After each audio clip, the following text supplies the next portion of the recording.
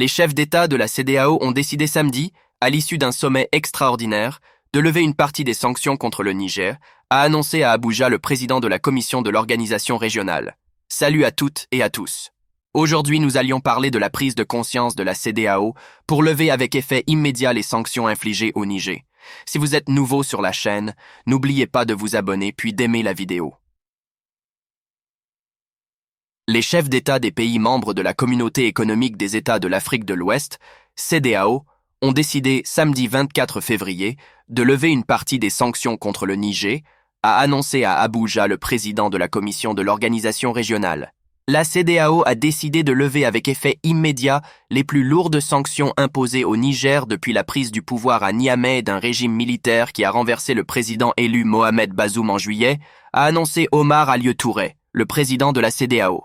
Les frontières et l'espace aérien nigérien seront rouverts, les transactions financières entre les pays de la CEDEAO et le Niger de nouveau autorisées, et les avoirs de l'État nigérien dégelés pour des raisons humanitaires, a-t-il encore déclaré. Des sanctions individuelles et politiques restent en place, a-t-il ajouté sans donner plus de précision. Le président de la CEDEAO a également réclamé la libération immédiate du président nigérien déchu Mohamed Bazoum, détenu avec son épouse par le régime militaire depuis 7 mois.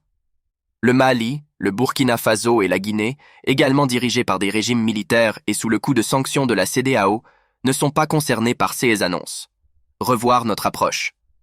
L'organisation régionale avait convoqué samedi un nouveau sommet extraordinaire pour discuter de la politique, la paix et la sécurité dans la République du Niger, a-t-elle annoncé la veille dans un communiqué, ainsi que les récents développements dans la région. Nous devons revoir notre approche quant au retour de l'ordre constitutionnel chez 4 de nos pays membres, avait déclaré en introduction le président nigérian Bola Ahmed Tinubu, qui assure la présidence de la CEDEAO en référence au Mali, au Burkina Faso, au Niger et à la Guinée. Ces sanctions ont durement éprouvé le Niger, pays sahélien où le taux de pauvreté extrême dépasse les 40% selon la Banque mondiale. La CEDEAO avait d'abord menacé le nouveau régime à Niamey d'une intervention militaire, avant de faire marche arrière. Le Niger, le Mali et le Burkina Faso, qui ont notamment tourné le dos à la France et se sont rapprochés de la Russie, se sont regroupés au sein d'une alliance des États du Sahel AES et ont annoncé en janvier leur intention de quitter la CEDEAO. Mi-février, le chef du régime militaire nigérien, le général Abdourahmane Tiani, a évoqué la possible création d'une monnaie commune avec le Burkina Faso et le Mali, comme une étape de sortie de la colonisation. L'annonce du retrait burkinabé, nigérien et malien de la CEDEAO suscite l'inquiétude de centaines de milliers de ressortissants de 16 pays, particuliers et commerçants. La CEDEAO garantit en effet aux citoyens des 15 pays membres de pouvoir voyager sans visa et de s'établir librement dans les pays membres pour y travailler ou y résider. Une réconciliation peut-être entre le Niger et les membres de la CEDEAO?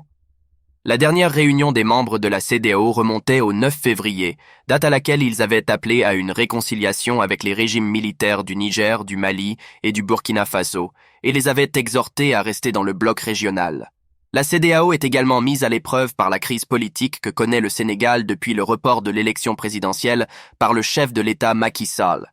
Mais ce sujet n'a pas été mentionné samedi.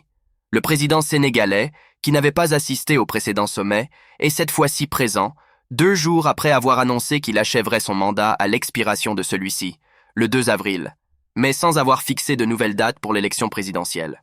Le scrutin devait initialement se tenir le 25 février, mais le président Macky Sall l'a repoussé début février, plongeant le Sénégal dans l'une des pires crises politiques de son histoire post-indépendance, suscitant de vives préoccupations dans les rangs de la CEDEAO. Merci de regarder cette vidéo jusqu'à la fin et n'oubliez pas de donner votre avis, d'aimer la vidéo puis de vous abonner à la chaîne. Croyez-vous que les relations entre la CEDEAO et le Niger vont revenir à la normale comme avant? Sur ce, prenez soin de vous et à bientôt.